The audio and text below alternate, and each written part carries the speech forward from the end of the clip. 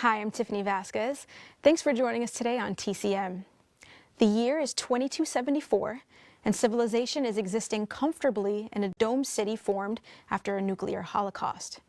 The orderly society has lots of pleasures and distractions, but oddly, there are no senior citizens, and there are rumblings about a secret underground society.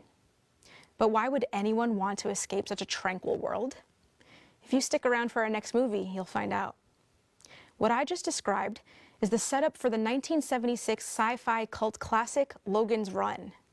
Michael York stars as a cop in this futuristic world, where in order to control the population, no one is allowed to live past the age of 30. Most people accept their fate, but those who don't become runners, trying to escape to a free society known as Sanctuary. While pursuing one such runner, York begins to question whether he's on the right side. The story is based on a book by William F. Nolan and George Clayton Johnson, who wrote it in 20 days. They also adapted it into a screenplay which they sold to MGM. But the final screenplay for the film was written by David Zellick Goodman, who changed many of the elements of the original script.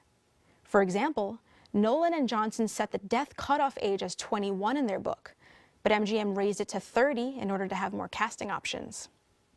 In his biography, York explained how the film was meant to reflect the enormous youth population and a growing insistence on hedonistic values during the late 1960s and early 70s, a time of free love and drugs.